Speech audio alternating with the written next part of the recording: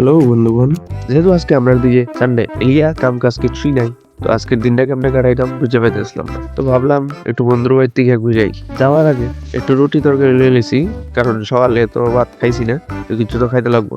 ছেলের আরো যে মুড সুইংস হয়, এটা আমি তাই না দেখে বুঝলাম।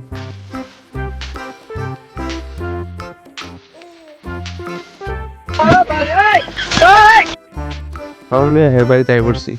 লিফট না থাকায় সিঁড়ি বেয়ে আমি দুই তলা উঠতে লাগলো। হায় দিয়ে আর হাত দে।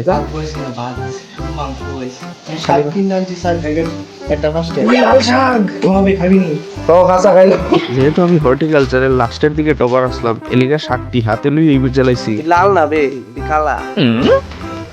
হাতে আইসলাম একটু রোদ পাওয়ালেন লাগে না, এরে পাহারা দনের লাগে। বন্ধু রান্না করতে আসলো, তো এর কানের গুড়ি দিয়ে সেটা আবল তাবল ফের ফের করতে আসলাম, দেখে আমার এক টুকরা মাংস দিয়া রান্না করতে বাইর করে দিল। ভালোই রান্ধে পুরোটা। টিফিন দিলে বসলাম খামু করে সেটা হাতে লইয়া দিই দোকানদারে তো আমার লোকে স্ট্যান্ড করে দিল। রুটি দিত বসলাম, মজার রুটি দিয়ে দিছে। বেটা মনে হয় রাজুদার ভক্ত।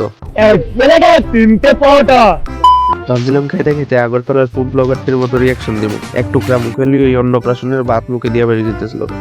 আমার এই করুণ অবস্থা দীক্ষা আমার বন্ধু আমার লেগে একটা রুটি করে আনছে।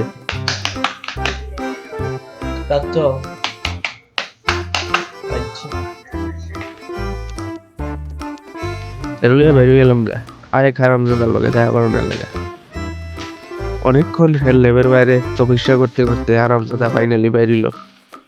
একটা কথা জানো গাইজ, যে মানুষের কাছে যত বেশি টাকা থাকে তারই এই কথাটি কয়। তিনজন মিললে একটু জগন্নাথ বেরিয়ে আয় বললাম।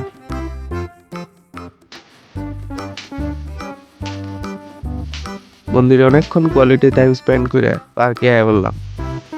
হে 2026-এর আগেই পেট কমানোর প্রমিস করছিল, এলিগা হে রোজ দিন শোল্ডারের এক্সারসাইজ করে। মিষ্টির দোকানে আইয়া সুগার ফ্রি মিষ্টি খুঁজছিলাম, দেখা দোকানদারে আমার চুপচাপ দোকান থেকে বাইরে যেতে গেছে। আমি কিন্তু বন্ধুরার হেলথের কথা খুব ভাবি। নিজে বাইকে যাইতেছিলাম আর তার আগে কইছি আইট টেকটা আয়। দেন যে যার বাড়িতে গেলাম না, আজকে একটু তাড়াতাড়ি এডিট করতে পারো। ঠিক আছে, বাই, গুড নাইট।